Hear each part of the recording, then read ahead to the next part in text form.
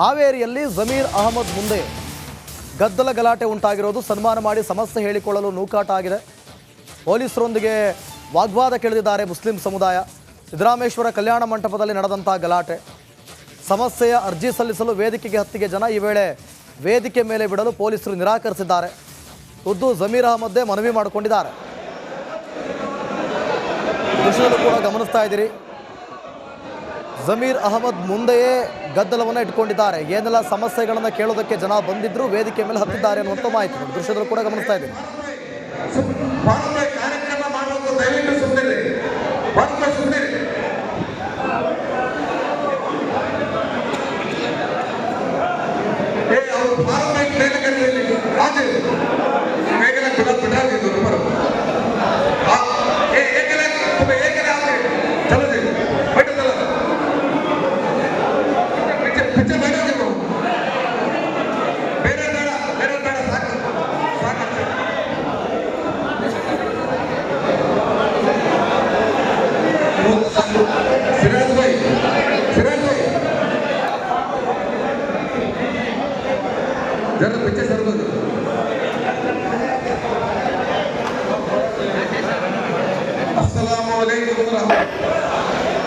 ದರ್ಶನ್ನಿಂದ ದೂರವಾದಂಥ ಹೇಳಿಕೆಯನ್ನು ಕೊಟ್ಟಿದ್ದಾರೆ.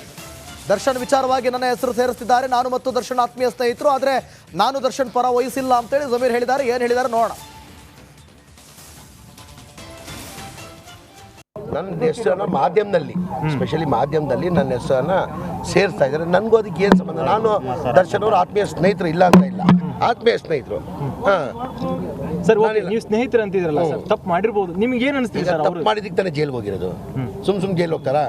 ತಪ್ಪು ಮಾಡಿದ್ದಕ್ಕೆ ತಾನೇ ಜೈಲ್ ಹೋಗಿರೋದು. ನನ್ನ ಹೆಸರನ್ನು ಮಾಧ್ಯಮದಲ್ಲಿ, ಸ್ಪೆಷಲಿ ಮಾಧ್ಯಮದಲ್ಲಿ ನನ್ನ ಹೆಸರನ್ನು ಸೇರಿಸ್ತಾ ಇದ್ದಾರೆ. ನನಗೂ ಅದಕ್ಕೆ ಏನು ಸಂಬಂಧ? ನಾನು ದರ್ಶನ್ ಅವರು ಆತ್ಮೀಯ ಸ್ನೇಹಿತರು ಇಲ್ಲ ಅಂತ ಇಲ್ಲ, ಆತ್ಮೀಯ ಸ್ನೇಹಿತರು. ಸರ್, ನೀವು ಸ್ನೇಹಿತರು ಅಂತಿದ್ರಲ್ಲ ಸರ್, ತಪ್ಪು ಮಾಡಿರ್ಬೋದು, ನಿಮ್ಗೆ ಏನು ಅನಿಸ್ತಿದೆ ಸರ್? ತಪ್ಪು ಮಾಡಿದ್ದಕ್ಕೆ ತಾನೇ ಜೈಲ್ಗೆ ಹೋಗಿರೋದು. ಸುಮ್ ಜೈಲ್ ಹೋಗ್ತಾರಾ? ತಪ್ಪು ಮಾಡಿದ್ದಕ್ಕೆ ತಾನೇ ಜೈಲ್ ಹೋಗಿರೋದು. ನೋಡಿ, ಬಳ್ಳಾರಿ ಸೆಂಟ್ರಲ್ ಜೈಲಿನಲ್ಲಿ ಈಗ ದರ್ಶನ್ ಮೇಲೆ ಲೇಡಿ ಆಫೀಸರ್ಸ್ ಹದ್ದಿನ ಕಣ್ಣಿಟ್ಟಿದ್ದಾರೆ. ಲೇಡಿ ಸಿಂಗಂಗಳ ಭದ್ರತೆಯಲ್ಲಿ ದರ್ಶನ್ ಈಗ ವಿಲವಿಲ ಅಂತ ಒದ್ದಾಡ್ತಿದ್ದಾರೆ. ಹಾಗೆ ಅದರಲ್ಲಿ ಏನಾಗ್ತಿದೆ ಡೀಟೇಲ್ಸ್ ಕೊಡ್ತೀವಿ ನೋಡಿ.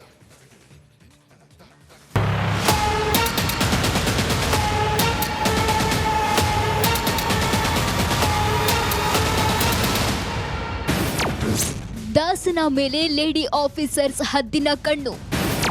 ಖಡಕ್ ಲೇಡಿ ಸಿಂಗಂಗಳ ಭದ್ರತೆಯಲ್ಲಿ ಕಾಟೇರ.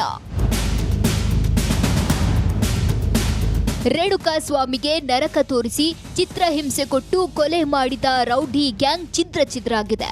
ರಾಜ್ಯದ ವಿವಿಧ ಜೈಲ್ಗಳಲ್ಲಿ ಕಂಬಿ ಎಣಿಸುತ್ತಿದ್ದಾರೆ. ಬಳ್ಳಾರಿ ಸೆಂಟ್ರಲ್ ಜೈಲಿನಲ್ಲಿ ಪೊರ್ಕಿ ಮುದ್ದೆ ಮುರಿಯುತ್ತಿದ್ದಾನೆ. ದಾಸನ ಮೇಲೆ ಸಿಸಿಟಿವಿ ಕಣ್ಗಾವಲು ಒಂದ್ ಕಡೆ ಆದ್ರೆ, ಮತ್ತೊಂದ್ ಕಡೆ ಲೇಡಿ ಸಿಂಗಂಗಳು ಹದ್ದಿನ ಕಣ್ಣಿಟ್ಟಿದ್ದಾರೆ.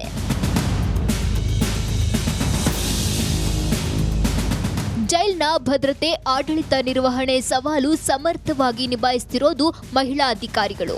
ಬಳ್ಳಾರಿ ಕೇಂದ್ರ ಕಾರಾಗೃಹದ ಲೇಡಿ ಆಫೀಸರ್ ಸುಪರ್ದಿಯಲ್ಲಿ ಕಾಟೇರ ಕಂಬಿ ಎಣಿಸುತ್ತಿದ್ದಾನೆ. ಜಿಲ್ಲಾ ಪೊಲೀಸ್ ವರಿಷ್ಠಾಧಿಕಾರಿ ಡಾಕ್ಟರ್ ವಿಜೆ ಶೋಭಾರಾಣಿ, ಕೇಂದ್ರ ಕಾರಾಗೃಹ ಅಧೀಕ್ಷಕಿ ಲತಾ, ಪರೀಕ್ಷಾರ್ಥಿ ಸಹಾಯಕಿ ಅಧೀಕ್ಷಕಿ ಉಮ್ಮಿ ತಸ್ಮಿಯಾ ನಿಗಾ ಇಟ್ಟಿದ್ದಾರೆ. ಬಳ್ಳಾರಿ ಜೈಲ್ಗೆ ದಾಸ ಶಿಫ್ಟ್ ಆಗ್ತಿದ್ದಂತೆ ಸಂಪೂರ್ಣ ಭದ್ರತೆ, ನಿರ್ವಹಣೆ ಜವಾಬ್ದಾರಿ ಮಹಿಳಾ ಅಧಿಕಾರಿಗಳದ್ದೇ ಆಗಿದೆ. ಅಚ್ಚುಕಟ್ಟಾಗಿ ಕೈಗೊಳ್ಳುವ ಮೂಲಕ ಮೇಲಧಿಕಾರಿಗಳ ಗಮನ ಸೆಳೆದಿದ್ದಾರೆ. ಖಡಕ್ ಅಧಿಕಾರಿಗಳ ಮೇಲೆ ನಂಬಿಕೆ ಇಟ್ಟು ದರ್ಶನ್ನನ್ನ ಸ್ಥಳಾಂತರಿಸಲಾಗಿದ್ದು, ಸಾಮಾನ್ಯ ಕೈದಿಯಂತೆ ಪೊರ್ಕಿ ದಿನ ದೂಡ್ತಿದ್ದಾನೆ. ಮತ್ತೊಂದು ವಿಶೇಷವೆಂದರೆ ಕಾರಾಗೃಹ ಇಲಾಖೆ ಡಿಜಿಪಿ ಮಾಲಿನಿ ಕೃಷ್ಣಮೂರ್ತಿ ಅವರಿದ್ದಾರೆ. ರಾಜ್ಯ ಮಟ್ಟದಿಂದ ಜಿಲ್ಲಾ ಮಟ್ಟದವರೆಗೆ ಕಾರಾಗೃಹಕ್ಕೆ ಸಂಬಂಧಿಸಿದಂತೆ ಪ್ರಮುಖ ಹುದ್ದೆಗಳಲ್ಲಿರುವ ಸ್ತ್ರೀ ಶಕ್ತಿ ತನ್ನ ಜವಾಬ್ದಾರಿಯನ್ನ ಸಮರ್ಪಕವಾಗಿ ನಿರ್ವಹಿಸುತ್ತಿದೆ. ಪರಪ್ಪನ ಅಗ್ರಹಾರದ ಕಾರಾಗೃಹದ ಕಹಿ ನೆನಪು ಮಾಸುವಂತೆ ಇಲ್ಲಿನ ಲೇಡಿ ಆಫೀಸರ್ಸ್ ಮೈಯೆಲ್ಲ ಕಣ್ಣಾಗಿ ಕಾರ್ಯನಿರ್ವಹಿಸುತ್ತಿದ್ದಾರೆ. ರೇಣುಕಾರಾಧ್ಯ, ರಿಪಬ್ಲಿಕ್ ಕನ್ನಡ, ಬಳ್ಳಾರಿ. ರೇಣುಕಾಸ್ವಾಮಿ ಕೊಲೆ ಪ್ರಕರಣ ಕೊನೆಯ ಹಂತಕ್ಕೆ ಬಂದಿರೋದು. ತನಿಖೆ ಇವತ್ತು ಚಾರ್ಜ್ ಶೀಟ್ ಸಲ್ಲಿಕೆ ಆಗುವಂತ ಸಾಧ್ಯತೆ, ದೋಷಾರೋಪ ಪಟ್ಟಿ ಸಿದ್ಧವಾಗುವಂಥದ್ದು. ಸೊ ಹಾಗಾಗಿ ಬಳ್ಳಾರಿ ಜೈಲಿನಲ್ಲಿರೋ ದಾಸನಿಗೆ ಈಗ ಚಾರ್ಜ್ ಶೀಟ್ನದ್ದೇ ಟೆನ್ಷನ್. ಸಿಬ್ಬಂದಿ ಬಳಿ ಹೋಗ್ತಾರಂತೆ, ಪದೇ ಪದೇ ಮಾಹಿತಿ ಕೇಳ್ತಾರಂತೆ. ಚಾರ್ಜ್ ಶೀಟ್ ಹಾಕಿದ್ರಾ, ಯಾವಾಗ ಹಾಕ್ತಾರೆ ಅಂತೇಳಿ ಪ್ರಶ್ನೆ ಮಾಡ್ತಾರಂತೆ.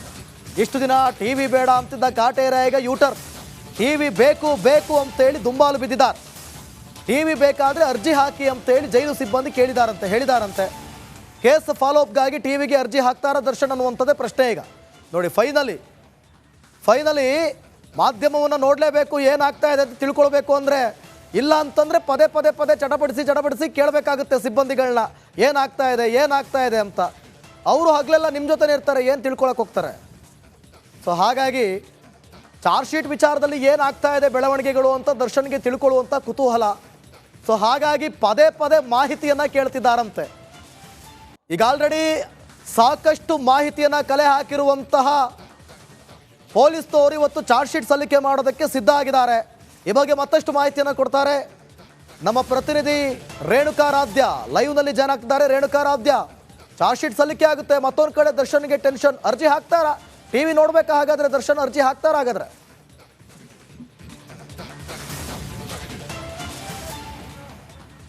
ಖಂಡಿತ ದಿವಿತ್, ಏನು ಇಷ್ಟು ದಿನ ದರ್ಶನ್ ಅವರು ಟಿವಿ ಅಂದರೆ ಒಂದು ರೀತಿ ಅಸಡ್ಡಿಯಾಗಿ ನೋಡ್ತಾ ಇದ್ರು. ಯಾವುದೇ ಕಾರಣಕ್ಕೂ ನನಗೆ ಟಿವಿ ಬೇಡ ಅನ್ನುವ ರೀತಿಯಲ್ಲಿ ಮಾತನಾಡ್ತಿದ್ರಂತೆ. ಅದು ನಮಗೆ ಜೈಲಿನ ಅಧಿಕಾರಿಗಳ ಮೂಲಕ ಗೊತ್ತಾಗ್ತಾ ಇದೆ. ಆದರೆ ಮೊನ್ನೆ ಅಷ್ಟೇ DIG ಅವರು ಸ್ಪಷ್ಟವಾಗಿ ಹೇಳಿದರು, ದರ್ಶನ್ ಅವರಿಗೆ ನಾವು ಕೆಲವೊಂದು ಸೌಲಭ್ಯಗಳನ್ನು ಕೊಡೋದಕ್ಕೆ ಜೈಲಿನ ಮ್ಯಾನ್ಯುವಲ್ನಲ್ಲಿದೆ, ಅದು ಟಿವಿ ಆಗಿರ್ಬೋದು, ಜೊತೆಗೆ ಫೋನನ್ನು ಕೂಡ ನಾವು ಕೊಡಬಹುದು ಅಂತ DIG ಅವರು ಸ್ಪಷ್ಟವಾಗಿ ಹೇಳಿದರು. ಆದರೆ ದರ್ಶನ್ ಅವರು ಟಿವಿ ನನಗೆ ಬೇಡ ಅಂತ ಕೈ ಮುಗಿದಿದ್ರಂತೆ.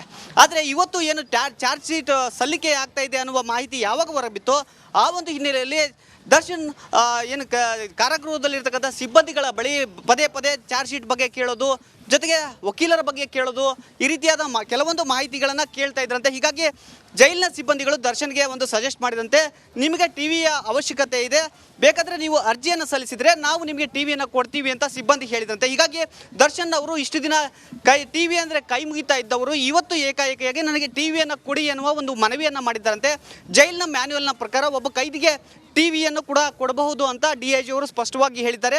ಬಳ್ಳಾರಿ ಸೆಂಟ್ರಲ್ ಜೈಲಿನಲ್ಲಿ ಸುಮಾರು 100 ಟಿವಿಗಳಿವೆ, ಹೈರ್ ಕಂಪನಿಯ 100 ಟಿವಿಗಳಿವೆ.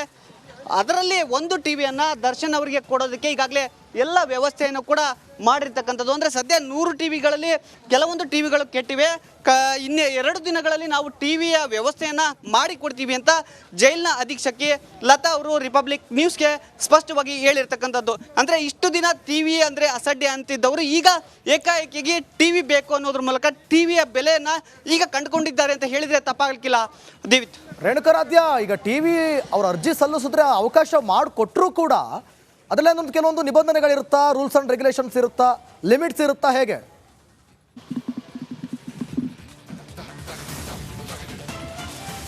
ದಿವಿತ್ತು, ಒಬ್ಬ ಕಾರಾಗೃಹದಲ್ಲಿರ್ತಕ್ಕಂಥ ವಿಚಾರಣಾಧೀನ ಕೈದಿಗೆ ಕೆಲವೊಂದು ಸಡಿಲಿಕೆಗಳಿರುತ್ತೆ. ಅದೇ ಸಡಿಲಿಕೆ ದರ್ಶನ್ಗೂ ಕೂಡ ಇರ್ತಕ್ಕಂಥದ್ದು. ಅಂದರೆ ಅವರಿಗೆ ಅಂದರೆ ಜೈಲಿನಲ್ಲಿರ್ತಕ್ಕಂಥ ಕೆಲವೊಂದು ಏನು ಫೆಸಿಲಿಟಿಗಳಿದೆ ಅವನ್ನು ಅಕ್ಸೆಸ್ ಮಾಡೋದಕ್ಕೆ ಅವಕಾಶ ಇದೆ ಅಂತ DIG ಅವರು ಹೇಳಿದರು. ಅದರಲ್ಲೂ ಕೂಡ ಕೇರಮ್ ಆಗಿರ್ಬೋದು, ಚೆಸ್ ಆಗಿರ್ಬೋದು, ಅವರು ವಾಕ್ ಮಾಡೋದಾಗಿರ್ಬೋದು, ಯೋಗ ಮಾಡೋದಕ್ಕೆ ಎಲ್ಲ ಅವಕಾಶ ಇರುತ್ತೆ. ಅದರ ಜೊತೆಗೆ ಅವರು ಸಂಬಂಧಿಗಳಿಗೆ ಫೋನ್ ಮಾಡೋದಕ್ಕೂ ಕೂಡ ಒಂದು ವಿಶೇಷವಾಗಿ ಪ್ರಿಸನ್ ಬೂತ್ ಅಂತ ಒಂದು ವ್ಯವಸ್ಥೆ ಇರುತ್ತೆ. ಆ ರೀತಿಯ ವ್ಯವಸ್ಥೆ ಕೂಡ ಬಳ್ಳಾರಿ ಜೈಲಿನಲ್ಲಿ ಇರ್ತಕ್ಕಂಥದ್ದು. ಹೀಗಾಗಿ ಅದು ಜೈಲ್ ಮ್ಯಾನ್ಯುವಲ್ನಲ್ಲಿ ಇರ್ತಕ್ಕಂಥದ್ದು. ಅಂದರೆ ಆ ಒಂದು ಸೌಲಭ್ಯವನ್ನು ವಿಚಾರಣಾಧೀನ ಕೈದಿ ಕೇಳಿದಾಗ ಕೊಡಬಹುದು ಅಂತ ಜೈಲ್ ಮ್ಯಾನ್ಯುವಲ್ನಲ್ಲಿ ಇದೆಯಂತೆ. ಹೀಗಾಗಿ ಆ ಬಗ್ಗೆ ಈಗಾಗಲೇ ಅಧಿಕಾರಿಗಳು ಕೂಡ ಯೋಚನೆಯನ್ನು ಮಾಡ್ತಿದ್ದಾರೆ. ಇನ್ನು 2 ಅಥವಾ 3 ದಿನಗಳಲ್ಲಿ ದರ್ಶನ್ ರೂಮ್ಗೆ ಟಿವಿಯನ್ನು ಕೊಡೋದಕ್ಕೆ ಸಿದ್ಧತೆಯನ್ನು ಕೂಡ ಮಾಡ್ತಾ ಇರ್ತಕ್ಕಂಥದ್ದು. ದಿವಿತ್, ಥ್ಯಾಂಕ್ ಯು ರೇಣುಕಾರಾಧ್ಯ ನಿಮ್ಮೆಲ್ಲ ಮಾಹಿತಿಗಾಗಿ.